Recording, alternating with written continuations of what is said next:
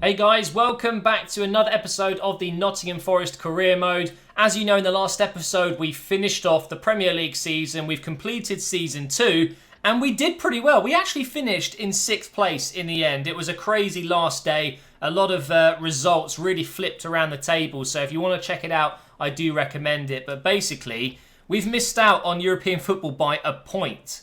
Now, these things happen, and actually, I think I'm kind of relieved. I think next season is going to be kind of a gap season where we grow the players just that little bit more and then hopefully we get into the Champions League. I think that's the idea. So next season, my target will be top 4. Even though I'm pretty sure the board will say we just want you to finish in the top half. It'll be something like that. But we did really well in our first season. To finish in 6th was really good. Newcastle, who came up with us, finished in 9th. So we did a bit better than them. But unfortunately, Ipswich, the other team that got promoted, did actually get relegated and they did not do well at all. Only 6 wins in the entire season. We managed to win 17 games. That's really not too bad at all. So we're going to start this episode with a squad report. We're going to look at the objectives and see how we got on this season. Of course, I wasn't really too focused on them.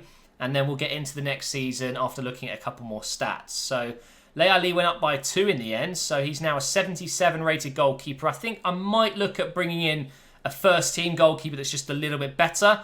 Pereira up to 75, Worrell up to 76, Drongelen up to 75, Luna's gone up to 78. Really enjoyed using him last season. Arayibi's gone up by 3 to 75, and he's been really good. Barmin up by 2 there. Galdamez up by 3 to 77. Plata, I think, was our top scorer with 11 goals. We really did share the goals around. He's gone up to 77. Geraldes, as you know, the first player to hit 80, went up by 4 in the end. But look at his acceleration. It's gone up to 92. He really is a very good player in this game. Abraham is now 80 rated as well. He went up by 6 this season. That's unbelievable.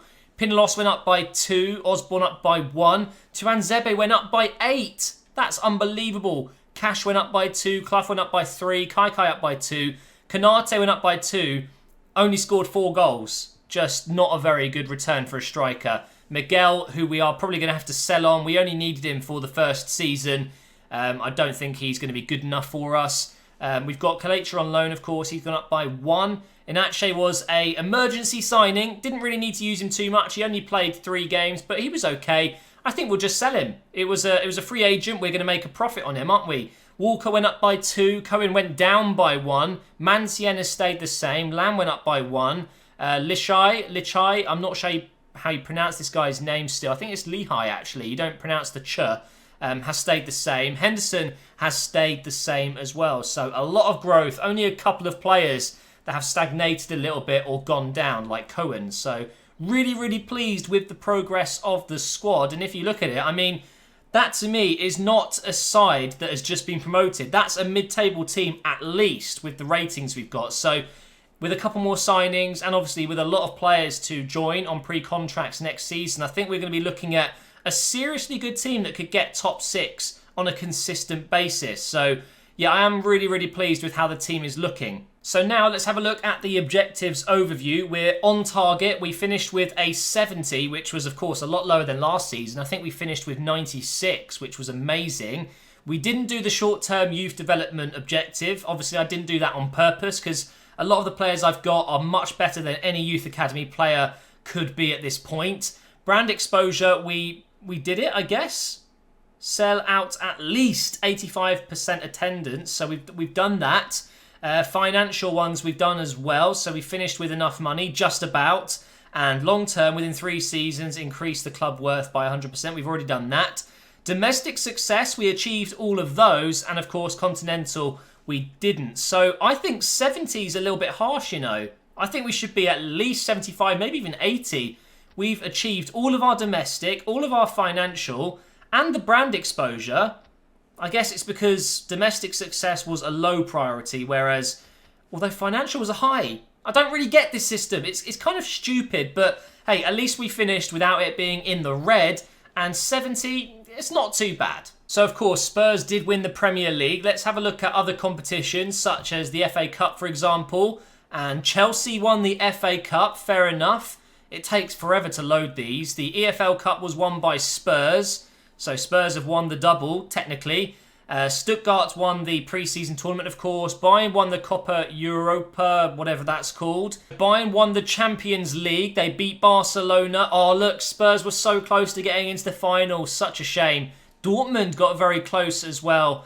And I just realised these are the kind of teams we'll be playing in the next few seasons if we make it into the Champions League. God, I don't want to come up against Bayern and Barcelona. Oh, man, that is going to be so tough. Oh, I've lost connection. Stupid servers. Anyway, Monaco won the Europa League 2-0 against Werder Bremen. Werder Bremen did very well, didn't they, actually? Now, in terms of top scorers in the Premier League, we've got Lanzini with 18. We've got Willian, Coutinho, Kane, Hazard.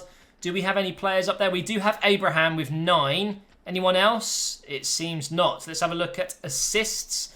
We've got Geraldes with 5 in 13th. Sorry, with 6 in 13th. But Ericsson tops it with 12.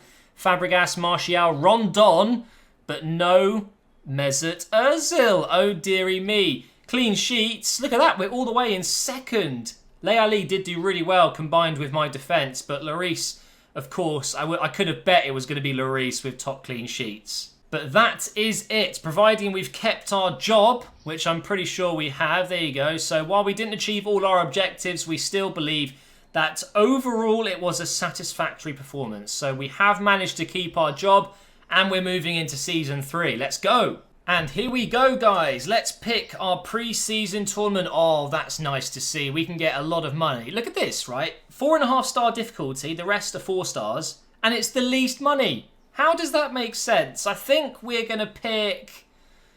I'm tempted to take this one. Not because it's more money, but the teams seem... maybe slightly easier.